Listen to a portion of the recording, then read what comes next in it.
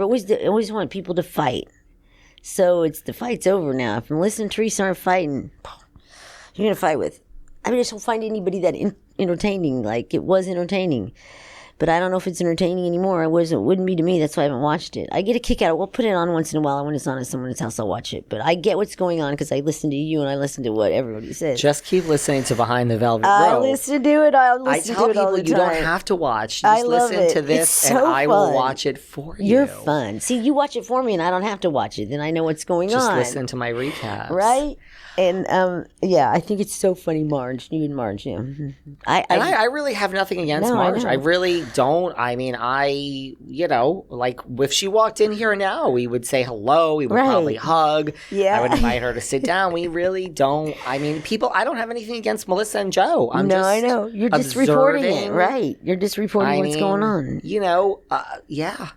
And that's people think too. I'm such a tree hugger and I have a problem. No, I don't get that from you. I have no problems with anyone. I don't get that from you. Yeah, I don't, and I don't either. Like I don't have a problem with them. At the time I might have been mad, but I'm not mad now. It's like people think, I have this book. I don't need to write a book to be famous, or I don't need to have a need to write a book about a tell-all at this point. It's just that I wanted to get it off my chest that this was had happened to me, and I can tell you that if it helps somebody out there, don't sign a contract unless you have your lawyer read it first.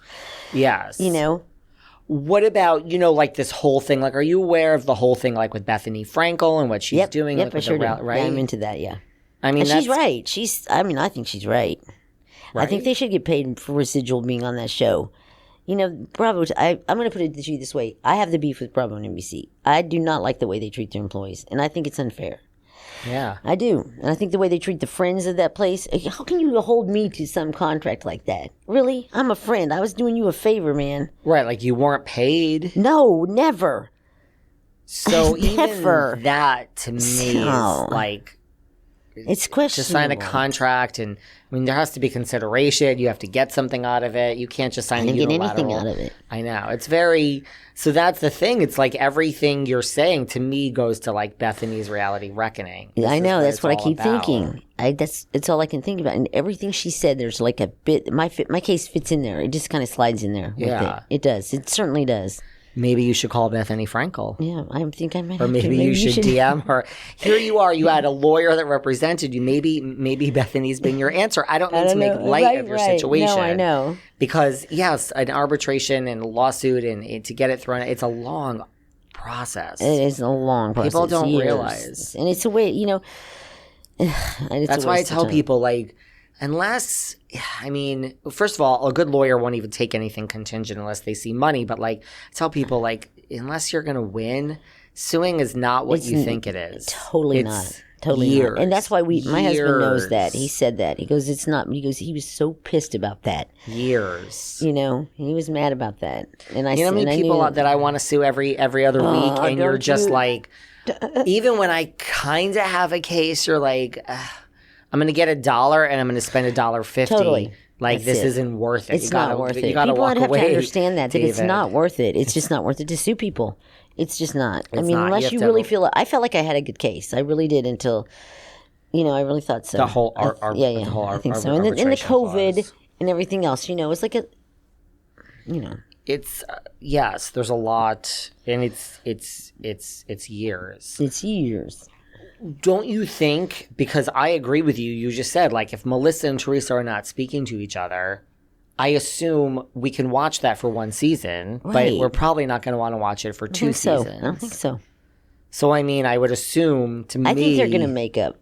You do? I mean, the whole season's filmed, so the only time that's happening is at the reunion. Season, I think this next one, they're going to You think friends. At the reunion? Because we haven't filmed the reunion. I think they're going to be friends. Really? I do. I think they're going to. I think one of them's going to say they're sorry. You might be the only person listening to this podcast right now that believes that. I think that someone's going to say they're sorry there. Someone is going to say it. It's either Melissa or it's Teresa. I think it might be Teresa. I would have said the opposite because where I'm sitting, Teresa is just you think done. She probably has had it. I don't know, but she's also to me the more one forgiving one. She seems to be one that'll say things like, you know what, it's not worth it. I don't know. I just feel like she's the more forgiving one. I don't know. I agree with you, except she is so done. If you watch the reunion and interviews, she's just like she's not even mad. It was so she's just crazy. I did watch the reunion. I did see the reunion when it was like a mess. It was a hot mess. Right? It's a hot mess. You just get to the point in your life where you're like, I'm so happy, and I'm truly happy without you in my life. Right. That like she's nothing personal. Right. I wish you. She loves her brother, and he loves her. They're not. That's not the end of that story. She Really? loves her brother. She's never going to give that up. You think? Mm-hmm. Mm-hmm. That's He's sad. really close to her. Yeah, they were close. Yeah, I mean, well, that's probably why Joe never really wanted to talk about it. He don't like to talk. Like it's just like I don't want to. What am I going to say? Say my sister. He said it was sad. Prison? He did say at one point it was sad. He just didn't want to talk about it. You know, it's just like something that somebody sad said what? something That she was in prison. I don't know. Somebody said something where there was just this whole situation was really sad. He said, I don't know what that meant really, but she likes him and he likes her. You can tell they care for each other. She got Melissa in the middle going. No. You think so? You think Joe and Teresa, if Melissa just, I don't know where she's going to go, but if she just stayed out of it. Stayed out of it a little bit. You really I don't know. Think I don't so? know I don't know what goes on there, how that does. But I think it doesn't help. I think that those two would be, I think that someone's going to say they're sorry. Because I don't think that Joe and Teresa want to be apart forever. I do not see this being forever, their lives. No. They're not going to forever not talk to each other. I just don't see it happening. Huh. I just don't see it happening. I really think you're the only person listening. I think you are. I think everyone listening. I'm hopeful. I'm hopeful. I don't want to see that. I don't like it. I mean, I always go to like worst case scenario if someone gets sick. Like if Teresa got sick. Right. Maybe even if Melissa got sick. See? Like Louis. No, you're right. You think about it. You would hope. I would hope that if someone got really sick with something, that somebody would reach out, right? I would hope. You would hope. I would certainly hope so. Now, mind you, then you look at what a waste of time.